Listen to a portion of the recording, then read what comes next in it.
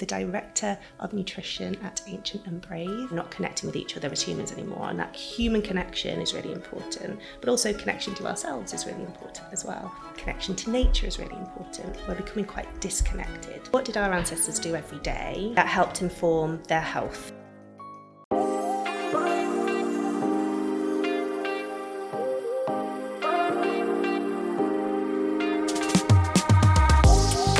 This is Catch Ups in My Kitchen, the catch up you need every week in order to look, feel and be the best version of yourself. Join me in my kitchen every week as I speak to a new guest about all things food, health and wellness. Whether it's a specialist in their field, an inspiring story, or just a big girly catch up full of all the recommendations, tips and advice. In my kitchen, we talk about it all. Hey guys, welcome back to the kitchen. This week I am joined by Jo Woodhurst, the head of nutrition at Ancient and Brave. Now, I'm going to sound like such a fangirl in this episode because I genuinely love and use every day Ancient and Brave. The brand is so clean and their principles are rooted back to our ancestors, which in this world is super important. In this episode, we dive into how the world is accelerating into an era of artificial intelligence, endless connectivity, and rapid technological advancement, but our bodies haven't evolved at the speed of technology. They still crave sunlight, real food, meaningful connection, rest, movement, community, and a sense of belonging to the natural world. This is a great episode where we talk about how to optimally live in this fast-paced environment. Episodes like this have never been so needed, and it's crazy how, although AI is advancing in one way, our bodies are screaming for the opposite. I am so excited for you to listen to this episode. Please click that follow and subscribe button wherever you're listening. It really helps support the growth of the podcast and keep this podcast free for you all to enjoy. Now let's go and join Jo in the kitchen. Jo, welcome to the kitchen. How are you? I'm great today, thank you. The sun's out, feeling just ready for our conversation. I know, the weather is gorgeous. It's so nice. Do you mind giving a quick elevator pitch, who you are and what you do? Sure, I'm Jo Woodhurst. I am a BANT registered nutritionist. I'm also the director of nutrition at Ancient and Brave. And my job is really to help educate and talk about all our products, our wellness philosophy, and I've got a great team of nutritionists who I guide who do the same thing. Amazing. I'm a big Ancient and Brave fan. Oh, thanks. I really am like a little loyal person. Throughout I was writing all these questions out and I was like, God, I sound like a bit of a fangirl here. That, but we love that. We have a quick fire round to kick things off, all about food. So, what is your favourite restaurant in London? Oh my goodness. Well, I'm actually a Brighton girlie. Okay. We like a Brighton recommendation if you've got any. Well, there's one called No Please. It's like a real mix between sort of Thai fusion food, but it's kind of set in this 70s cool setting. And when I'm in London, oh my goodness, I mean, it's kind of a classic, but I love Dishoom. I've got Nepali heritage, so anything slightly Asian, I'm always big on. Dishoom just get it right. They just get it right. They just do. They're doing great. Yeah. Okay, what is one wellness brand or product that you can't live without? Oh my goodness. I mean, can I say my own? Yeah, I think you have to. So Ancient and Brave. In terms of product, wow, that's a real tough one because it's honestly like choosing between my children. But I would say True Nightcap is my absolute go-to favourite product. Ooh. Because I really do cherish my sleep. And I think it's all about that sleep routine. And True Nightcap really, really sets me up for a good night's sleep. I love that. I want to hear more about that in a minute. Yes. But I am now obsessing over sleep, hence the mouth tape, which we can get into. Amazing. But I do think routine is so important. Absolutely. For your wind down. Like I've now just built out my routine even more and I'm like, God, this is getting a bit ridiculous. No, but I love it. I don't think it is. I think that we kind of expect our bodies to stop and then fall asleep straight away, but we're just designed for that like longer kind of period of wind down. Yeah, I love it. Okay, what is your hangover meal? Oh, it's got to be eggs, on something. Yeah. Just go to eggs all the time, get that protein in. Agree. And then we've also got True Hydration, our electrolyte product. And I must say, before sleep and when you wake up in the morning, it kind of does knock it on its head a bit. Yeah, and there's a bit of a coconutty taste. That's right, And yeah. I love that with your product. Me too. So nice. Yeah. Okay, favourite coffee shop?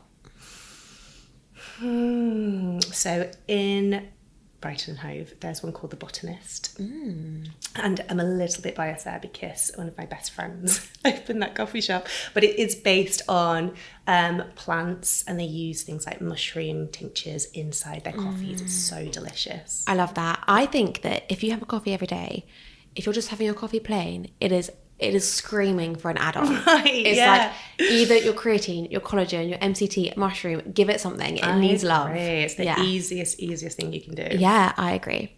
Okay, what food for you is a complete no-no? Do you know what? This might be controversial, but I'm not a no-no person. That's good. I think that there's definitely foods that I focus more on, and those foods tend to outcrowd all the other foods that are out there. So like your ultra-processed foods, it doesn't really appear that much in my diet because I'm so focused on all the other wonderful foods available. But I'm also kind of one of those people who I never sit too far in the extremes. There's room kind of for everything in different quantities, and happy foods can play their part.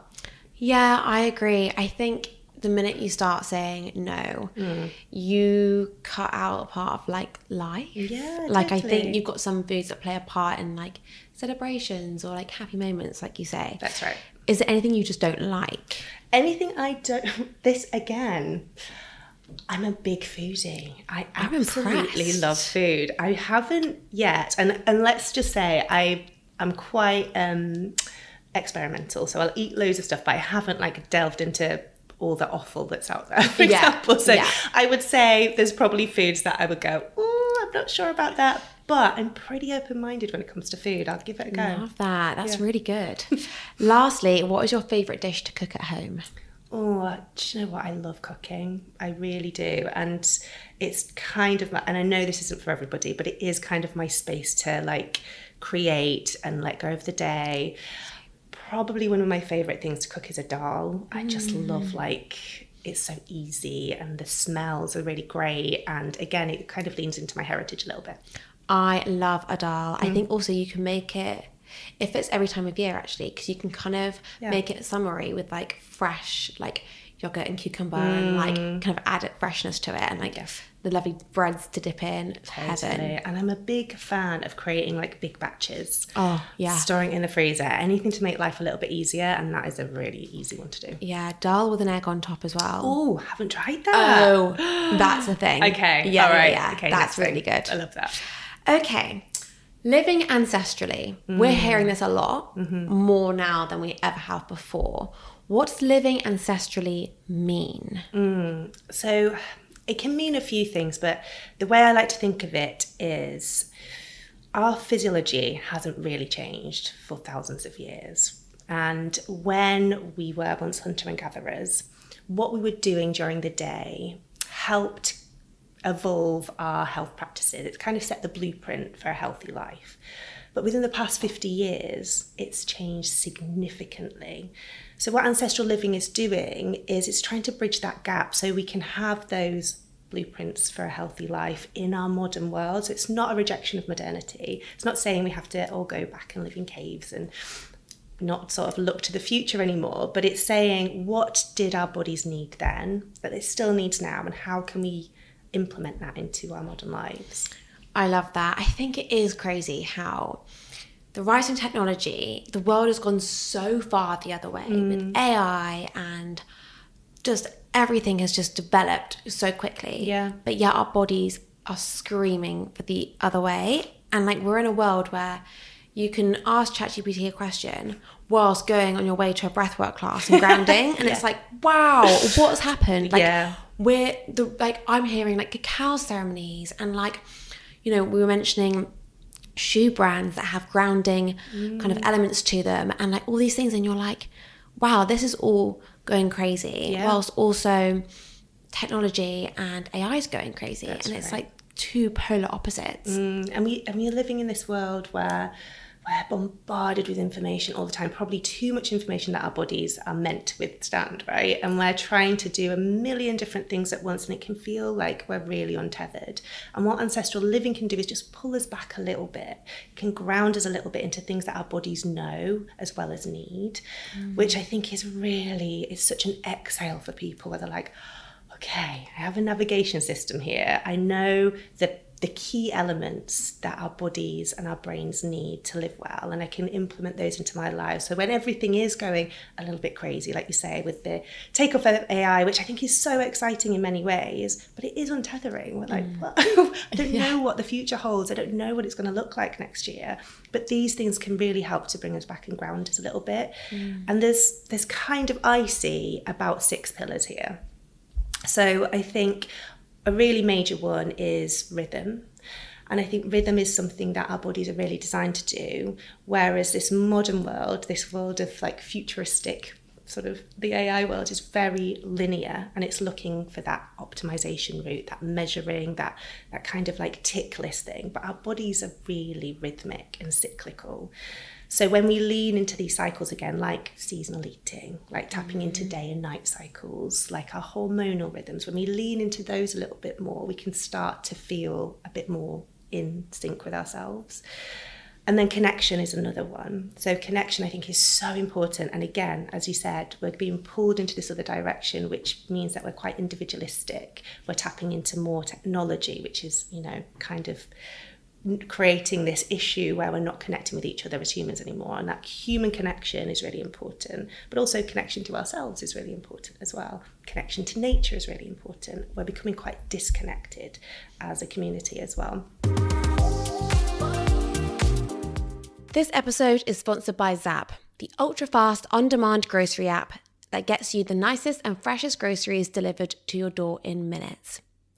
I always use Zap when I forget an ingredient meal prepping or when I need some snacks for when my friends come around.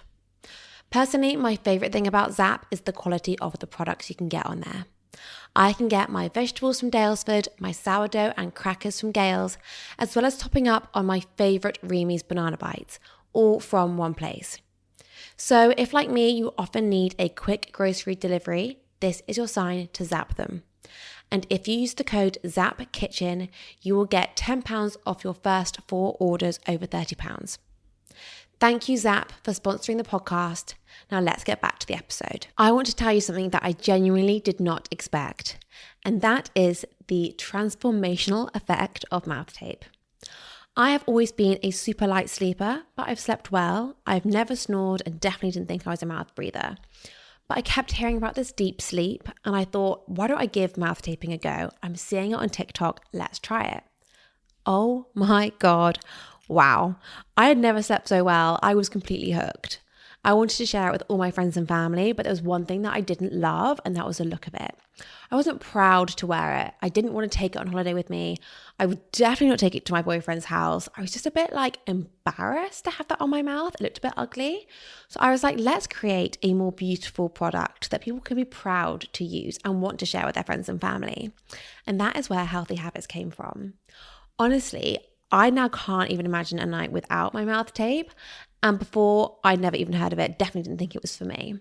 But it has changed my life, and I genuinely think it could change yours. So if, like me, you sleep well, you don't think you're a mouth breather, but you're intrigued, or maybe you're a snorer, or maybe you're not really getting deep sleep, this is your sign to try mouth taping. And we have a code, CATCHUPS20, to give you 20% off your order. The link to our website is in the show notes. Let me know your thoughts, and now let's get back to the episode.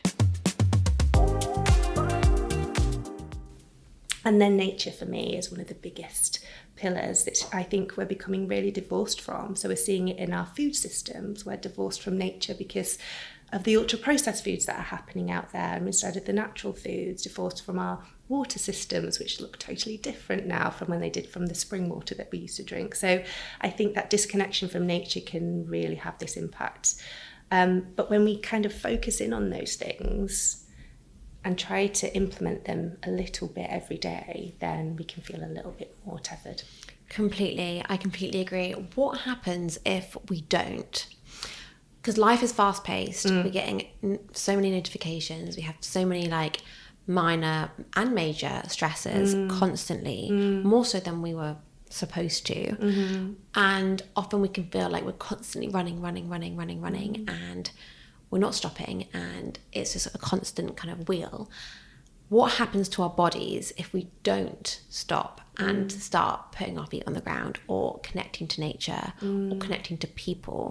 What happens to us, or how would we feel if we didn't stop? I think we're seeing it play out, really, aren't we, in real time, and it's quite what's the word?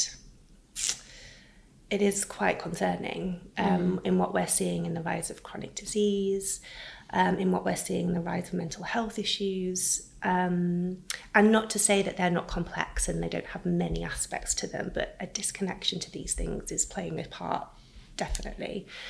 So what happens when we disconnect ourselves from natural foods and have ultra processed foods there, or we disconnect ourselves from life full of movement and we're more sedentary, or we disconnect ourselves from each other, as you said? There's a pattern that emerges which tends to be inflammation in the body. We see it throughout all these different things, and we know what inflammation causes across the body throughout different systems. And then to your point about stress, we're not meant to live these lives which are full of emails that cause stress, or a traffic jam that causes stress, these constant on messages where we're feeling like we're on guard all the time. The body is definitely meant to have stress in its life, but it needs to be able to come back to a baseline all the time, and we're not giving it that time to be able to do that. So that always on, we have this HPA dysregulation, which means that the body's in a state of chronic stress, which also then links to inflammation again. So we're seeing like a pattern emerging across all these things. But it's not just one thing. I think it's important to know that it's kind of a culmination of all these different things all at once on the body, without the resource or maybe the time for repair or recovery that it might need. Yeah, definitely. I think we all know that stress is like the biggest killer, but stress is like a big umbrella word for so much. Like some people might think of stress as like, I don't know, getting fired from your job, which is like obviously a huge stressful situation, or like chronic illness, which is again huge, but there's so many minors which really, really compound. And then you might not even be noticing that you're putting your body under constant stress, whether it's a HIIT workout which isn't suiting you. Exactly. Or, you know, I mentioned my Apple Watch constantly giving me notifications, which if I'm trying to go for a walk or just take a minute, that's probably quite stressful. And it does compound, and then you're like, oh, we can't actually like rest and can't actually get back to this kind of state. Do we think that Instagram has kind of blown up ancestral living into a different performative way? Great. Yeah, what a great insight. I think it's a really difficult one. It's such a beast, isn't it, social media? There's so many parts of it which are so positive, that where messages and stories can get out to people that wouldn't have heard them before, which I think is a really, really powerful part of social media. But it also is this point of I guess it's like false connection. You feel connected to something, but you're not really. You feel like you're learning something, but maybe not deep enough. And I think when it comes to ancestral living, there's parts of it that can feel quite performative.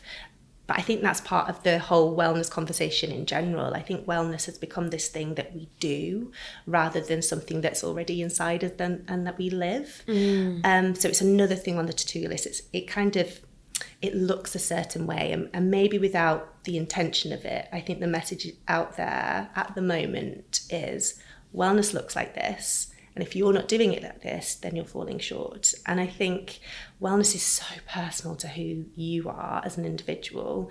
You know, as like a busy working mom, my yoga session in the morning does not look that zen. I can tell you, I've got a 5-year-old crawling over me. I'm thinking about what to make for breakfast sometimes. I'm like getting a quick 5-minute stretch here and there, but it is still a yoga practice in some respect. Yeah. So I think what's happened is wellness has blown up into this thing which kind of looks a certain way and people have this pressure for it to be a certain way, but actually really wellness needs to be so personal and individual to who you are. Completely. Because like I see ancestral living, when I first heard about it, I saw it as like eating steak and eggs on a wooden board, and I was like, what's going on? What's wrong with a plate and knife and fork? Why are we having to eat with our hands, and why can't I eat broccoli? And like, this is crazy. So you do have that kind of other way of ancestral living, which is kind of been the flip side of veganism. I think we saw veganism and we saw that go crazy, and then it's like bang, everyone's eating meat sticks and steaks and eggs and cheese and raw milk, and it's like, whoa. Yeah. So I think it's, again, it's personal. It's showing you that there is not one size fits all model, but it is quite confusing for the average, or not the average, the everyday consumer to be like, well, what's ancestral now? Why do I have to, what should I be doing? It is really difficult. Yeah, so let's break that down a little bit, because I think you're exactly right. And I think a really simple way of looking at it, a simple lens to look through, is what did our ancestors do every day that helped inform their health? And they didn't like go to the gym, or they didn't look to improve their health, they just lived. And because they lived in a rhythm over and over again over time, that helped create these health patterns in their lives. So from the moment they woke up, from the natural light rising, light is such a big part of our ancestral health patterns, right? So if we think about light in the modern day, what we're exposed to is artificial lights. We're exposed to blue lights in the evening from our screens or the TV. Whereas the natural light that rose in the morning was a really great wake-up call for us, help with that natural cortisol rise, it helps reset our circadian rhythm. All of those things are still true today. So getting morning light is super simple, but that was set in our ancestral blueprint. And then we probably moved through the morning in quite a purposeful, slow way, because the body needs a gentle rise from that moment of sleep to then activity. So we would have had probably a slower morning, a bit of a stretch, maybe gathering some water, tending to the fire, those kind of things that had some purpose in the morning. We might have eaten something or drank something in the morning, and then we probably made some plans for the day. So that's still applicable today. We can journal, we can make a plan, we can connect to the people who live with us or our friends and family in the morning. Probably eat some breakfast, because it can really help set us up for the day. All those things are still true today and set in our ancestral rhythms. Then throughout the day, that was really for hunting, gathering, making sure that we tended to the tribe and what its needs were, but also sort of future thinking as well. We might have gone and explored and, seen what was out past our local area.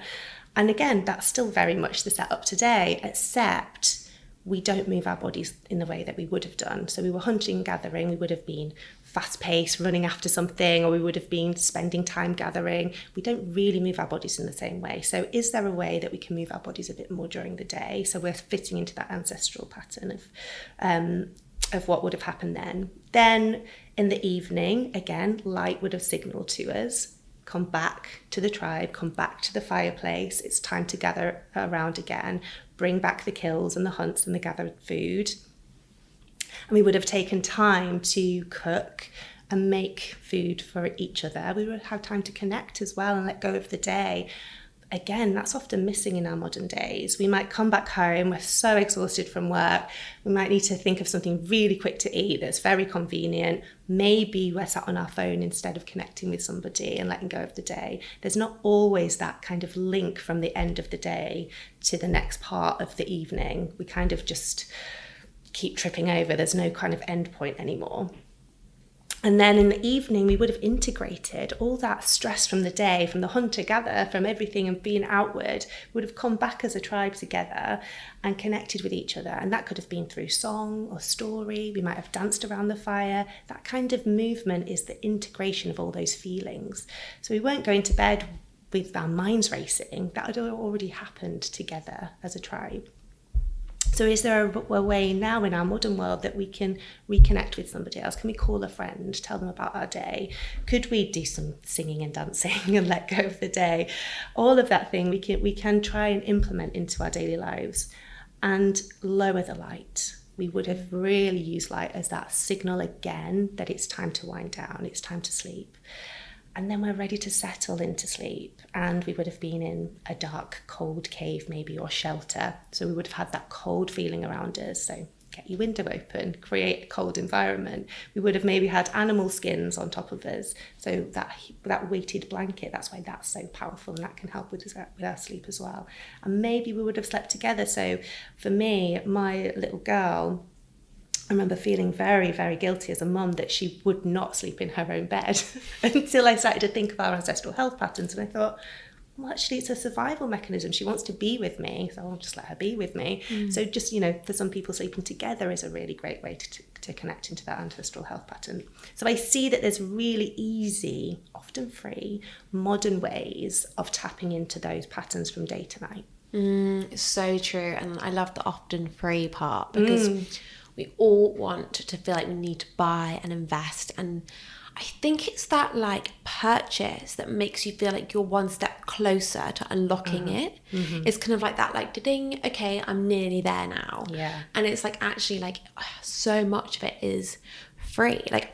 I had a lymphatic drainage massage. Ooh, on heaven, my second ever, on Sunday. It was gorgeous. But then last night, I often just do it myself, and it's just with your hands. It's movement. You don't need to buy a tool. You don't need to do anything. And I often go in the sauna and just kind of sit and just do it with my hands. And okay, yeah, a sauna's not necessarily free, but just moving your body your skin with your hands is free, and often that's the best tool. And you don't need to one extreme of the massage is lovely, but you can probably get a very similar effect doing the free version. Yeah. And I think it doesn't always have to be at a price. Definitely not. And I think there's times when you want to treat yourself, and there's times when that can feel like a really nice thing to do for yourself, and we shouldn't negate those times, but often it's just the little things every day that build up and compound over time. Definitely. And one lymphatic drainage massage isn't going to do the same as being consistent by yourself. Right. And you can't one can't afford to do a massage every week, because that's just a bit crazy. But it's the consistency that's so important. So bringing this all back to Ancient and Brave, when I think about your products, which I love, you don't these products like collagen, creatine, magnesium, hydration. We weren't consuming these back in the day, but we do need them more now. Why is that? So not in the same forms, but we were consuming them. So take collagen, for example. Our ancestral diets would have had more collagen within them naturally. They came from those skin on, bone in kind of meats. And this is why bone broth was such an important integral thing. And it still is in wellness traditions, because we would have been collagen rich. In our modern diets, it's just not as trendy to eat those cuts of meats anymore. And we're definitely seeing a move away from a lot of sort of meat heavy, apart from, certain people who are having loads of meat. Yeah. But there's a move away from that. So we're not seeing it as much in our diets. Creatine, I think, is really interesting when we're through an ancestral lens anyway.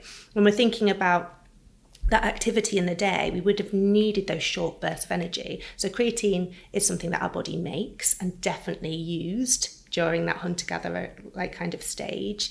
So we can see in the modern world, there's just a shift in usage, really. I see it as a performance tool, honestly. So we need it for those quick, sharp bursts, or when we're under stress, it really helps with that energy. And what that looks like through a modern day is maybe, performing in a meeting or doing the quick school run, those quick kind of bursts of energy that we need throughout our modern day life setting. Magnesium's a good example. So in our ancestral dietary pattern, it was abundant in our soils, in the foods we ate. We're not eating enough magnesium-rich foods like greens, nuts, legumes, seeds in the modern day diet anymore. Plus, our soils are depleted of magnesium. So even when we are eating those foods, we might not be getting enough of them. On top of that, our modern day really saps us of magnesium. We use it in extreme amounts in stressful situations. So if we have that chronic stress going on, we're using a lot of magnesium. We're not eating enough magnesium. You can see why there becomes a gap. So there's always a little question we ask when we're formulating a product, is what is our modern day? What are we doing in our modern day that we are missing from our ancestral pattern, and where can we bridge that gap through supporting the body. And we never see our products as a replacement. It is a supplement. So we expect the foundations also need to be worked on, and that's no easy thing. And I think it's often skipped over, where everyone says, oh, but you need your foundations. That's actually really tricky to make sure that you're getting the foundations right. That's a lot to do. And our job really as a brand is to make that little bit, that supplementation gap a little bit easier for you. So it's easy to fit into your life. We're making sure you're getting the right nutrients in the right forms, that's really going to help you with this modern day situation. For sure. I think what you mentioned about the soil is so interesting. So often people are like, well, we didn't need it then, and my grandparents didn't have it, so why do we? And it's like, well, because of the world developing as it has, we're not getting our strawberries from the ground. Obviously, this is strawberry season, so we should be eating our strawberries now. But like, they're not going to be as rich and all the nutrients as they were years and years and years ago. Yeah. So we need to supplement to bridge the gap. Exactly. With creatine, I do want to touch on it because it's such an interesting one that I never thought I would ever be taking. I remember hearing it, and my brother was the first person to be like to me, you should take creatine. And I thought, you know nothing. And he does this research, to be fair to him. And then I kind of started seeing a lot of the brands I love create it.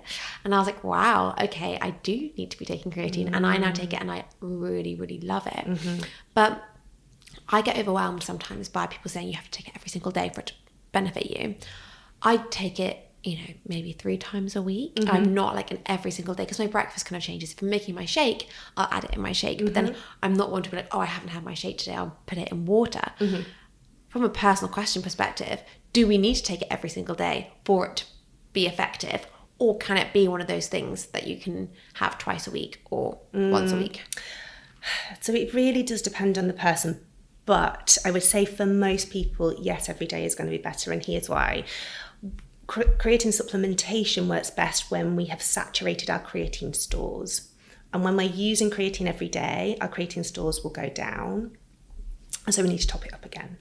So what we want is just running around, doing our normal day-to-day life without creatine supplementation. We're probably about 70% saturated. And then the creatine tops us up to 100%, which is where we see these benefits moving on. And when you're topping it up every day, it just means you're being consistent in that kind of energy top up. So it doesn't mean to say, maybe if you're eating meat, for example, because meat is a source of creatine as well, not as potent as maybe a supplement, but it's there. If you're eating meat and, you might not have, your creatine stores might not have dropped as low, you might be able to go 1 or 2 days without a creatine top up, but it's really dependent on the person. So just to keep it sort of general and like to keep everything topped up, we just say every day, and it's just, 3 to 5 grams every day. It's not a huge amount. So I would say just getting into that routine of using it every day is probably going to set your body up for the best results. Okay, I need to get better. I'm probably 3 or 4 times a week, although I do have sardines, and apparently they're very high in creatine. Yeah, very good. Yeah, so nice. I'm on that hype too. Yeah.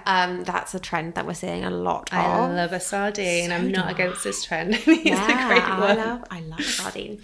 And then I want to touch about the True Biome product you guys have, because again, this, ancestrally, we wouldn't have been taking a gut health supplement, but again, we need it now. Where's this kind of disconnect gone? Because before we started recording, we were chatting about kind of food and like diets, and I think our guts really take the brunt of a lot of stress, a lot of our food choices, obviously, but it's a kind of like brain-gut connection, like it impacts our whole world. So where has this product kind of come from the ancient and brave development kind of purpose, and like how does it link to the ancestral way? So again, when we were looking at our product rate, gut health has just been on our radar from the get-go, honestly, and we were trying to figure out when to launch this product rather than if we would launch it. And a lot of our philosophy comes from, naturopathic principles. So we look across the body and systems. And whenever you look towards traditional wellness practices, naturopathic wellness practices, the gut is at the epicenter of it all. Because, as you said, it connects to so many different parts of our body and well-being. We've got the gut-brain connection, we've got the gut immunity connection, the gut-skin connection, the gut hormone connection. There's so many parts of the body that it touches. And our modern days put it under stress, like you said. So the foods that we're eating, the stress that we're feeling, all of these things impact the gut. It's our interface to the outside world. And we know our outside world looks very different to how it once did. So the approach we wanted to take was, let's look at the gut as a system, as an ecosystem, and how do you support an ecosystem that's under stress? And the best analogy I can have is, if you've got a fish tank and all your fish are dying in the tank, you don't keep adding more fish. You need to make sure that environment that you have is conducive to like a healthy life for those fish. So I see the adding fish a little bit like adding more probiotics. It's really not going to solve the whole problem. And I'm not anti-probiotics. I think they definitely have a role to play. I think the difficulty with probiotics is they're often best used when you have a guided practitioner who can guide you as to what strain is going to be best for you, what you're working on. They're not interchangeable, these strains of different probiotics. So the guidance is really important there, and that can be really tricky for people who are busy, overwhelmed, don't know where to turn. So when we're looking at the gut as an environment, we're thinking about different things. One of them is the gut barrier. So that's the home for our gut microbiome. And we need to ensure that gut barrier is strong, and we need to make sure that it's fed well. So we've used L-glutamine. So L-glutamine fuels our gut cells of that wall to make sure that it is strong and integral there. Then we need to feed what's already there. So there will be some good microbes there which need fuel and need food. And the food that microbes need is fibre. And we know, sadly, 96% of people in the UK are not eating enough fibre. It's, part of the picture has definitely got to be to address that dietary. But in terms of supplement, we looked at adding PHGG fibre. It's a very, very gentle fibre. It's non-bloating, low FODMAP, all the good stuff, but it's going to feed the microbes that are there. And then the last part of the picture for us was a postbiotic. So postbiotics are usually the output of a probiotic. So whatever the microbes are creating, like short chain fatty acids, they're often called a postbiotic, and these postbiotics talk to the rest of the body. In supplement form, a postbiotic is basically a dead bacteria, but it's still active, and it can talk to the immune system, it can talk to the different parts of the body. So it's having this impact on the environment to create a really beautiful environment for your own personal gut microbiome to really thrive. So it's such an exciting formula, and every time I think about it, I just think, what an incredible way to approach the gut. And it's really something that's been around for a long time, called the terrain theory. And the terrain theory is feed what's there, make the garden, make the soil, ready for the seeds to be planted. And that's the same thing that we've done with the gut. I love it. I think it's really funny because I've never really taken a probiotic before, and I do struggle with bloating sometimes. Well, I say sometimes, quite a lot actually. And I'm there trying to navigate, I think hummus doesn't work very well for me, it's too harsh on my tummy, and I'm navigating, and I've never really gone down the probiotic route because I've actually not known where to go. Yeah. Found it really overwhelming. There's so many different strains. I'm like, I don't want to mess anything up, so I've actually not touched it. But this makes a lot of sense. And also there's 3 ingredients, which I love. Yeah. It just makes sense. And the fact that there's the low FODMAP fibre there, because often if you've got a gut problem and you're adding more fibre, sometimes it can irritate, because it can be I don't know, if you're okay, I need to eat more fibre, and eat a big bowl of raw salad and lettuce and loads of raw vegetables. That's really hard for your body to digest and your gut to process. Yeah. So that sounds so simple and easy on the gut, because I think sometimes the gut gets a really tough time trying to process all the fibre if you're suddenly trying to increase fibre. Yeah. Because we are hearing a lot more now about fibre maxing and fibre, which is great, but sometimes that's so hard on the body. Yeah, totally. I think the rule with fibre, as with a lot of things in nutrition, is go low and slow. Start low, build yourself up, and you'll find your own tolerance as well. So it's getting to know yourself and what works for you. But if you're seeing bloating in the initial start of building more fibre in, doesn't mean to say stop altogether. it's just maybe just slow it down a little bit. I think we very much want to get to the end result all the time at the moment. But yeah, slow and slow, build it up over time. Yeah, no, I love that. Another one of your products I want to talk about is MCT oil, because I'm such an advocate, and we spoke a little bit before we started recording as I was pouring it into my coffee. I have just used it for like 2 years or more, and everyone's like, oh, you're the first person I noticed who was taking it, and it's beginning to get more popular. But I had Dominic Ludwig on the podcast last week, and we were chatting all about MCT oil, and she was saying how people are thinking it as a weight loss tool, which it's not. But I use it a lot for regularity and digestion and energy. What are the benefits from an expert's perspective? Why is it so great for us? I think it's so interesting, actually. And we saw a wave of MCT oil maybe I'd say about 4 years ago. There's a massive wave of like bulletproof coffees and all of these things. And at that point, it was very much seen as sort of keto, brain switched on, and now it's kind of evolved. It went quiet a little bit, and now it's coming back, and we're seeing a second wave of this MCT, and it's very much come into this world of, as you said, there's a weight loss element to it, but there's also this missing picture for me, which is that cognitive support, which I think is so interesting. So when we think about MCT, it's medium chain triglycerides, for those who haven't tried it before, and a really great pure source of it comes from coconuts. There are other sources out there from palm oil, and I would really advise that people check the ingredient list when they're looking for an MCT, because we know that there might be a few issues environmentally with palm oil. So going for a coconut one can be really, really beneficial. And when you take MCT as the oil, your body processes it in a different way compared to other fats. So it's being processed by the liver rather than your digestion, and it gets converted into ketones, which is a really clean energy fuel for your body, especially your brain. Your brain loves it.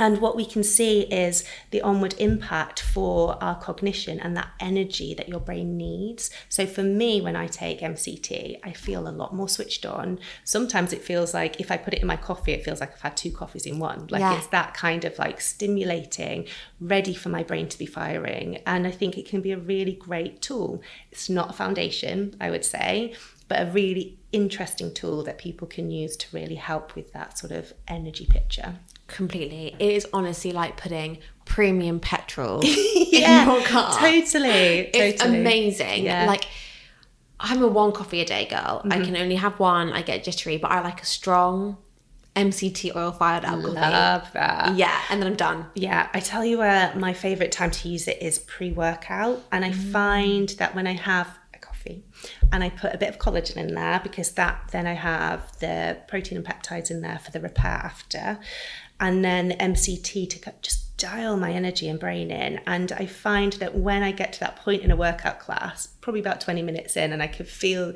there's a wall being hit, for some reason with the MCT, that endurance really pushes me over, and I can continue to feel really great in my workout. And it's not to say that I don't find it challenging, but I just get to the end of the workout feeling good, like I've definitely achieved something. So, no, it's so good. And then the other product I want to touch on, which again I spoke about before we started recording, is your protein powder. Protein powders, there's so many great things about them, and sometimes they can be full of loads of rubbish and fillers. And we're hearing so much now about like emulsifiers and gums and sweeteners, and like, do we want to be consuming them, like all of that. And I'm personally like super aware of like being as clean and as natural as possible. And your protein powder, I mean, I don't know if I was just like seeing it loads on Instagram, but I was like, oh my God, this is screaming at me. And it's just great because you've got so much in there, and all such great ingredients like dried beetroot and like all the amazing things. So talk about that kind of product and like the in-house conversations you guys were having around it before you launched it, because personally I'm just like, this is like a new generation of protein powder, which I think is amazing. Oh, thank you. Yes, it was a really fun one actually. And this product specifically definitely came from our audience. So every time we reached out to the audience, like, what do you want us to create? What do you need in your lives? Everybody was saying, please create a protein powder. And there was resistance from us as a brand, because we were like, do we want to be another protein powder brand? Yeah. Because there's a lot out there for people. So we thought, okay, let's let's do it in our ancient and brave way. And let's think about protein as it should be, essentially, if it's in a packet, that ancestral health pattern. So we took beef protein isolate, which is really gentle on digestion, but it has a really good amino acid profile, very bioavailable. And we thought, okay, we've got the beef protein isolate in there. What else, if our ancestors were eating nose to tail, would they have included in that protein intake? So that would have been things like organ meats, which were prized in our ancestral history. They're so nutrient dense, really dense in minerals, vitamin A, all these nutrients that our bodies need in modern life, but often we're finding that they're not quite utilised. So we've got freeze-dried organs in there, which is a real, we went in deep to that ancestral health pattern using that. It was a real risk because we know that organ meats can have that bit of I'm not sure about this factor. But we went for it. And then we've got the collagen also in there, which we know, as we said, what used to be in our ancestral health pattern, not so much anymore. So we included that full spectrum there. And then we thought, okay, so when we think about that, our hunter-gatherer lives, there were hunters, so we had the meats in there, but there were also gatherers, and most of our diets would have been plants. So it was really important for us to include plants in our protein. So we've got raw cacao in there. As you said, you've got beetroot in there, carob, you've got cinnamon. All these botanicals create a beautiful flavour profile, not fake flavour.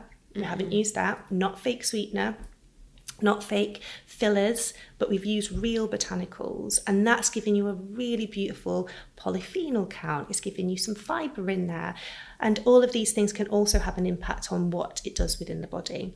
So we've got beautiful botanicals, we've got the ancestral picture of the protein in there as well, and then to help with that protein digestion, we included actazin, which is a digestive enzyme from kiwi fruit. So that can really help people process the protein a little bit better. We know people find it quite difficult sometimes to digest protein. So we've got that in there alongside some B vitamins, which can really support that energy picture for the protein. So it just creates this beautiful full spectrum of a nutrient dense supplement. And what we saw it as was, rather than a complete meal replacement, we wanted it to be like a top up. We still want people to be having protein and fibre and all those things across the day, but this just makes life a little bit easier for people. Definitely. I mean, I noticed it, like, I really love it. And it's funny because when I first had it, I was like, oh my God, it's not as sweet as I'm used to. Yeah. And I actually do add half a day. I say half because everyone's like, why just not throw the whole lot in? But because there is already fibre in there is already so much in there, I was like, I don't want to overdo it. Yeah. So, and that just adds a tiny bit of sweetness. Oh, totally. I just needed. Well, that's what we wanted people to do, honestly, because we don't want to dictate how sweet you have something by putting sweetener in there or sugars in there. So you can add your own for sure. And I do too. My favourite way to have it is I mix it with some plant milk, some almond milk, and some protein powder and almond milk with a little bit of honey. Then I add some Greek yogurt, and then I have some homemade granola, and it's so good. It's heaven. It really, really is heaven. Now, I want to kind of go against what we've just been saying about talking about all these amazing products and say about the less is more approach. Because we're here saying MCT, creatine, collagen, protein powder, and I'm about to completely contradict everything and say less is more, which anyone listening is like, that makes absolutely no sense. Do I now need to go and buy all these products, or do I now need to just do less is more? But there is a kind of middle ground. I want to talk about the less is more, because sometimes we do feel like we need to take all these things every single day. It's going to cost the world, and it's a lot. So where do we find that balance between less is more and also getting what we need? Yeah, gosh, great question. And I think it really speaks to what we were touching on earlier, that there's so much out there that people are feeling so overwhelmed. And I think whenever you're feeling overwhelmed, the last thing you want to do is add more things. The best thing to do is simplify. And to simplify, I think it's really about, first step is knowing yourself and what you need personally and what you're focusing on personally. So it's really to take a little bit of an audit of yourself, really, honestly, and to understand, what do I need individually, rather than what are all these people telling me that I need? What do I need to work on? And get really honest with that. And it can be one thing if you want it to be. So you could be thinking, of all the things that you want to work on in your wellness, and you might end up with quite a long list of not sleeping well enough, I've got really low energy, I'm bloated, all of these things. But then try and distill it down to one thing. If there was one thing in your life that changed, what would it be? What would you focus on that could make a difference right now? And when you focus in on that, you can start to get clear on what that one thing might be, to then, that's your starting point, to then build from there. And I think I can't tell you exactly what you should be working on, because you're going to know yourself. So if I was to be honest with myself right now, what I need to work on is definitely my sort of energy. I need a lot of energy throughout my day. I've got a busy day. I'm a mum, working, traveling. So when I'm focusing on energy, what's the one thing that's going to make a difference to my energy? I know that's going to be sleep. So I'm going to protect that. And I'm going to make sure that I supplement around that, because that's going to really help me with that, many of the things, which is probably why I said nightcap is my favourite thing at the moment compared to any other product. So I think if you can get honest with yourself on what you need at that point and build from there, I think that's a really good starting point. And it might be then you go to the next thing. Okay, I think I've got my sleep sorted. Maybe I need to work on my gut health. So then it might be, I'm going to implement True Biome into this part. So it's going to be personal and different for each person. Definitely. And also, what I always think about with people is like, think about your routine and also what you enjoy. Mm-hmm. So if you have to be in the office by 7 a.m, maybe ancestral protein powder isn't for you, because you're not going to have time to blend it, blitz it, mix it. It might not. Or, you know, it might be if you're a prepper, and that could be something that you prep the night before.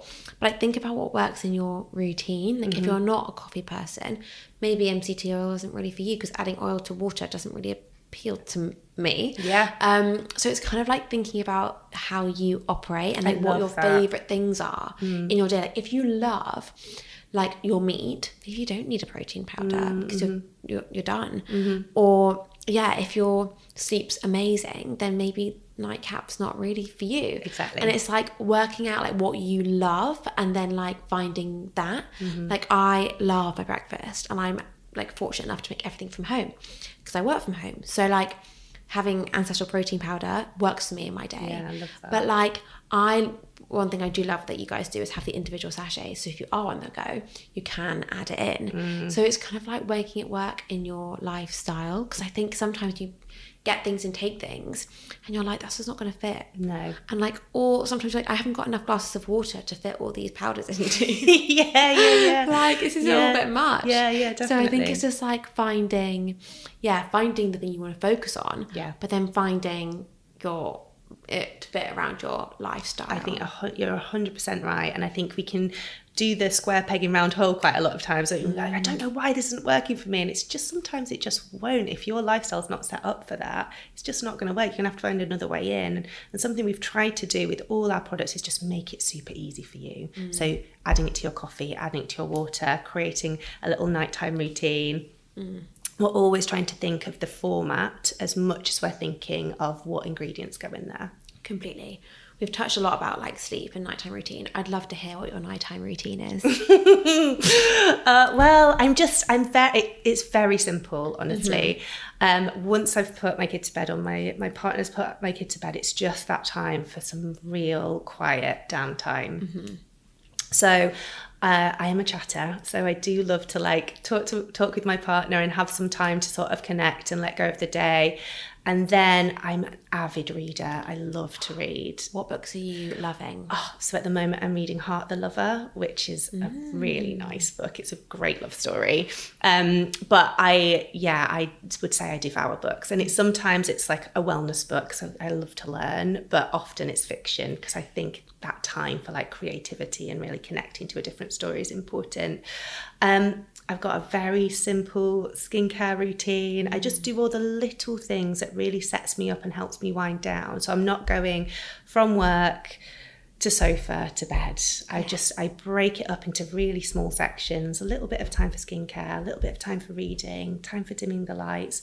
There's nothing crazy, there's nothing like no huge addition in there. It's really, really simple, but it is quiet, and it is about slowing down, and it is about putting my laptop away and putting my work away. I'm really, really strict on that. And I say that as someone who comes from a brand who's very fast paced, and we're like, we are sort of moving and growing rapidly, but I'm really strict on my bedtime routine, because I know for performance the next day and to set me up for work the next day, I need to be switched on. So that sleep's so important to me.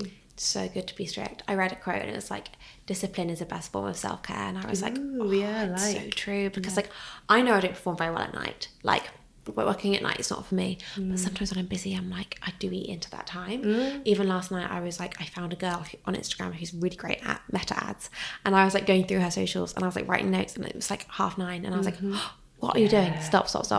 But I do think, being strict on that time is important. And my boyfriend once said to me, he was always showers at night, and I never do. I'm always in the morning.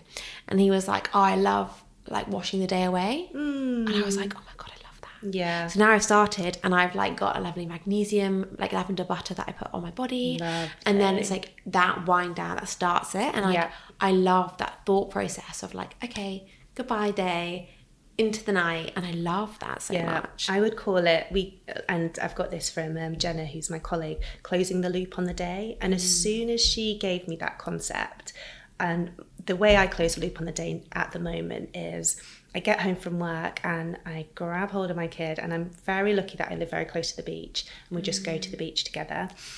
And just that point, that cut-off point from work hat, mum hat to beach is my closing the loop, and it makes such a difference. It really does. And I really think we all need that time, whatever it is, if it's a shower, if it's staring at the ocean for 5 minutes, we need to be able to close the loop on the day.